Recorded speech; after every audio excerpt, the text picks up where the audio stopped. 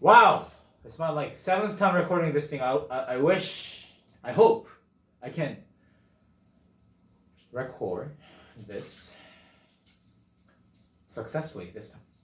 So I'm breaking down 5 hardest questions from the 2021 English test of Korea's College Scholastic Aptitude test.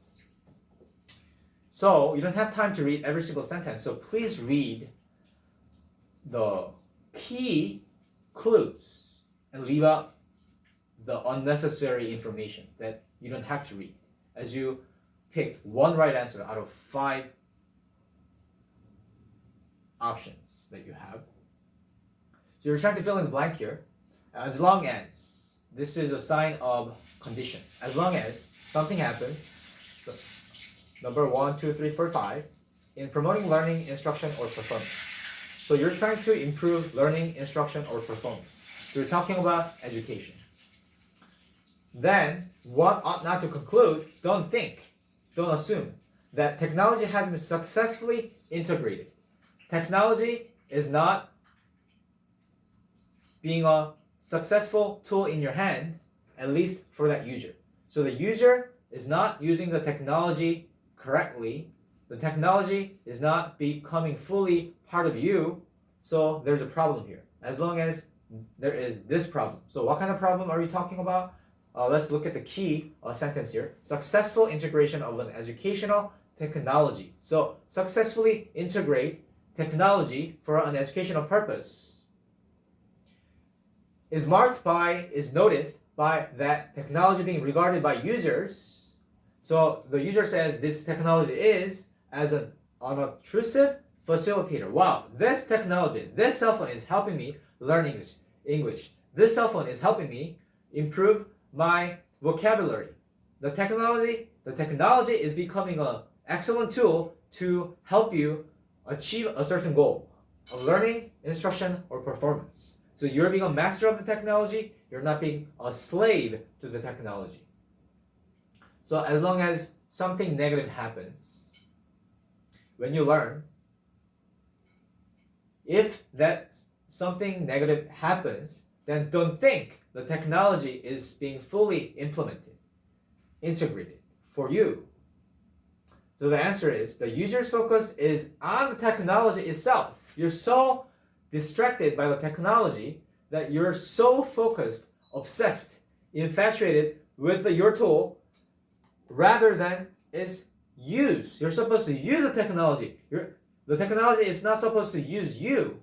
So make sure the technology is getting out of your focus and you are using the technology as a tool as you are accomplishing your educational goal. Answer is 5. The user focus is on the technology itself. That's a problem. Then is use. That's a big problem. It's just a tool. You shouldn't be focused too much on the technology itself. You need to use it. Don't be used by the technology. So the next question. So you're trying to connect 4 paragraphs in the correct order, and the first paragraph in the box is already given. And he's talking about experts that are identifying a large number of measures. So you're trying to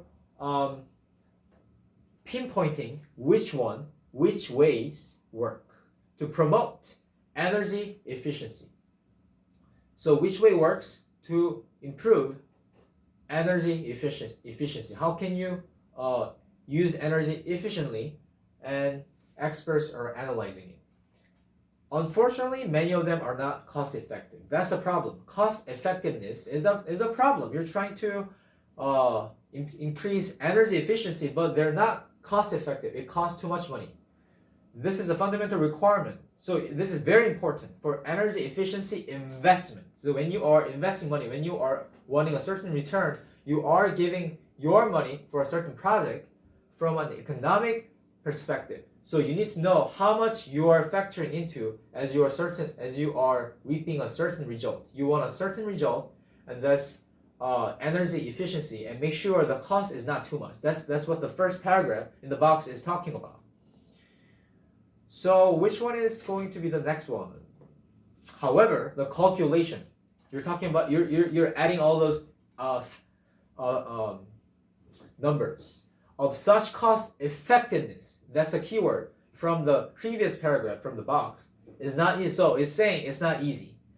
It is not simply a case of looking at private costs. You're not talking about just individual cost, each individual ones, and comparing them to the reductions achieved. Okay, I am looking at each individual cost, and this is how much each separate individual cost is being reduced. You're not talking about just isolated cases. You're talking about bigger cases. It leads to the next one. There are significant externalities, something big, something visible, something outside, something other than just individual, to take into account, to factor into. And there are also macro, something big, something overall economic effects. So you need to see a bigger picture. So B is saying, don't look at the smaller things only, look at the bigger ones. It's more complicated and more complex than just individual isolated issue. For example, at the aggregate level, at a bigger level, improving the level of national energy efficiency has positive effects. So when you talk about the whole nation's energy efficiency level, on microeconomic issues such as energy dependence, climate change, whatever, so there are examples here. So C, not just small, B, but shoot for the bigger ones.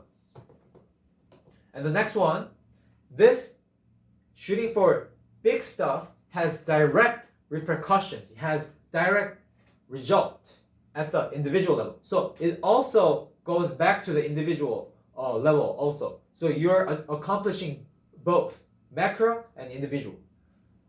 Households can reduce the cost of whatever. So you're talking about individual things are being taken care of, and companies can increase their competitiveness. So both individuals and companies are in a win-win situation. Finally, this is nailing the point. Finally, the market for energy efficiency. So you're talking about the whole energy efficiency, the whole market could contribute to the economy. So because the market is strong, because the companies are doing well, individuals are doing well, the whole economy is doing well because through job and firms creation. So job is being created, people are working, and firms are being created, and companies are growing. They're popping up, and they're being created. They're being launched. So everybody's happy. So you're talking about energy efficiency at a big level, at a small, not just individual cost, but also big level.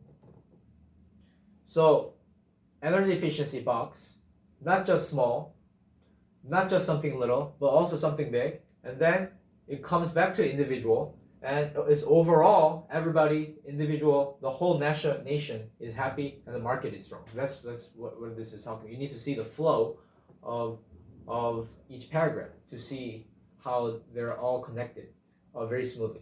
And you're trying to come up with a title here. People don't. The first sentence. People don't usually think of touch as a temporal phenomenon. So touch is not. People don't think that time is something temporal, but it is every bit as time-based as it is spatial. So concept of touch is based on time. So time affects touch. Time is A, cause, and B is a result. So number 1, 2, 3, 4, 5. So let's look at 2 and 3. So, because they're very probable. So number 2, the role of touch informing the concept of time. So touch is doing its job informing the concept of time. So the touch is something, some sort of instrument informing the concept of time. And time, number 3, time does matter. So time is the essence of touch. So time is the variable, time is the cause, and the touch is the result. And let's look at the last question. Your ability to make complex use of touch. So you're talking about touch, such as buttoning your shirt or unlocking your front door in the dark, depends. Time depends on, touch depends on time, varying patterns of touch sensation. So time is the ultimate factor, does matter. Number 3, a hidden essence of touch. Next one, cross-cultural perspective. There's a whole bunch of different cultures, and every culture is different. perspective, from a cross-cultural perspective, the equation between public leadership. Equation means they're all the same. So I'm talking about the first sentence in the big box, the big paragraph. So public leadership and dominance. Dominance is something negative. Oh, I want all the power. I'm selfish. I'm trying to kill everybody so I can become the number one. That's dominance. Public leadership means something neutral, some sort of something positive. So power, going after power, negative, and having a public influence, they're not the same thing. That you cannot equate those two. There are, and that equation between public leadership and dominance is questionable. So you cannot say in every culture, going after power and public influence are the same thing. So it is something to understand political power in other cultures through our own notion of it. So when you look at other cultures from your own notion, it can be a problem. Because ideas of political power are not the same across cultures. They're not always the same. You may have your own lens of looking at the concept of the political power from your own cultural lens. So this is a clue here, very important clue. From a cross-cultural perspective, the equation between public leadership and dominance is questionable. So they're not the same thing. So the last one, Stratton has remarked, this person said, the notions of political and political personhood are cultural obsessions of our own. So the concept of politics is the construct, is your makeup, is what you have made from your own bias, from your own prejudice, from your own input, individual subjective input, a bias long reflected in anthropological constructs. So you have your own bias when you look at other cultures' concept of power.